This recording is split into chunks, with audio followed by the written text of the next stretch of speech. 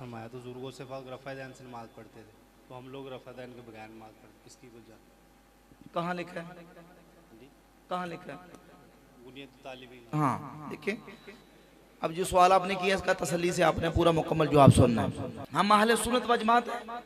अहले सुन्नत व जमात के जो इजमाई अकायदो नज़रियात हैं, जो उनसे मुनहरिफ है वो गुमराह है, बिदआती है।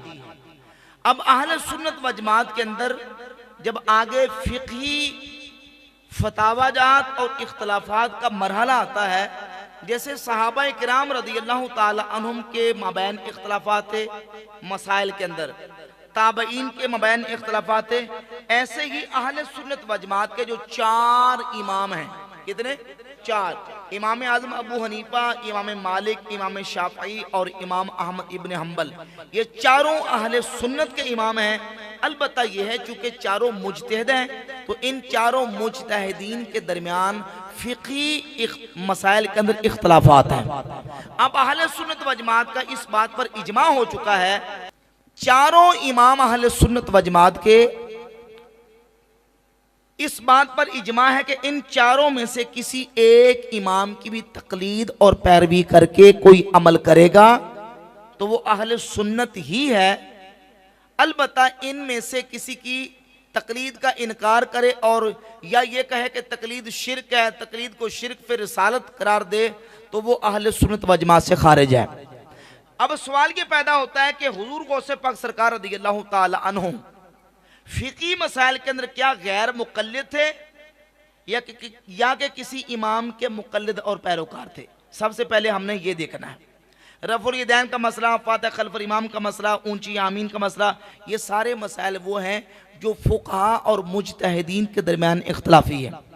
सबसे पहले हम ये देखेंगे कि हुज़ूर गौसे पाक रहमतुल्लाह अलैह वो फ़िक़ह के अंदर किसी के मुक़ल्लिद थे या कि गैर मुक़ल्लिद थे, क्योंकि रफ़ा यदैन, फ़ातिहा खल्फ़ुल इमाम, ऊंची आमीन का मसला, ये हमारा इख्तिलाफ इस सब कॉन्टिनेंट के अंदर गैर मुक़ल्लिदीन के साथ है। ये किताब है गुनियत तालिबीन का तर्जमा वहाबियों ने किया हुआ है और इसमें वहाबी आलिम ने इस बात को लिखा है कि शेख अब्दुल कादिर जिलानी, देखें कि आपके बारे में अहले इल्म ने मुत्तफ़िक़ा तौर पर यह राय जाहिर की है कि आप फ़िक़ही मसाइल में हम्बलियुल मसलक थे। क्या थे? हम्बलियुल मसलक थे। वो फ़िक़ही मसाइल में इमाम अहमद इब्न हम्बल के पैरो थे, यानी फ़िक़ही मसाइल में इमाम अहमद बिन हम्बल के फतवे पर अमल करते थे, वो गैर मुक़ल्लिद नहीं थे। और इसी तरह गुनियत तालिबीन के अंदर हुज़ूर गौसे पाक रहमतुल्लाह अलैह ने जगह जगह पे अपना फ़िक़ही मज़हब बयान किया है और जगह जगह पे लिखा है काला इमामुना अहमद इब्न हम्बल रुविया अन इमामिना अहमद इब्न हम्बल अमातना अला मज़हबिही व हशरना फी ज़ुमरतिही। अल्लाह ताला हमें इमाम अहमद इब्न हम्बल के मज़हब पर मौत दे और क़यामत में उन्हीं के मज़हब पर हमें महशूर फरमाए। गौसे पाक ने अपनी किताब में लिख के बता दिया कि मैं गैर मुक़ल्लिद नहीं हूँ, मैं इमाम की तकलीद करने वाला हूँ। हम कहते हैं चारों इमामों में से जिस इमाम की तकलीद को करे और इमाम की तकलीद और पैरवी करके जो इमाम का फतवा उस पर अमल करे वो हमारा सुन्नी भाई है, हमारा उससे इख्तलाफ नहीं। अब यहाँ मसला समझिए। अब एतराज़ ये लोग करते हैं, कहते हैं ठीक है, अब गौसे पाक को शेख अब्दुल कादिर जिलानी को मानते हैं, तो जो उनका फ़िक़ही मज़हब है इमाम अहमद इब्न हम्बल वाला, आप उसको ले लें।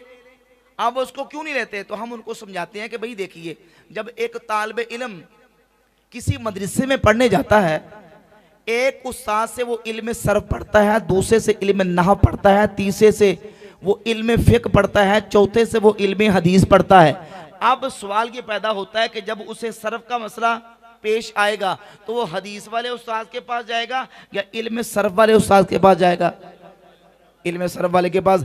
अब अगर उसे फ़िक़्ह का मसला पेश आता है तो वो हदीस वाले उस्ताद के पास जाएगा या फ़िक़्ह वाले उस्ताद के पास जाएगा? हम कहते हैं कि हमने जब दीन के मुख्तलिफ चैप्टर्स और उन्वानात के अंदर देखा तो हमने फ़िक़्ह के मसाइल के अंदर अपना टीचर और अपना उस्ताद इमाम अबू हनीफा को माना, तसव्वुफ़ में हुज़ूर गौसे पाक को माना। जब तसव्वुफ़ का मसला आएगा तो गौसे पाक सरकार से पूछेंगे और जब फ़िक़्ह का मसला आएगा तो इमाम अबू हनीफा से पूछ लेंगे।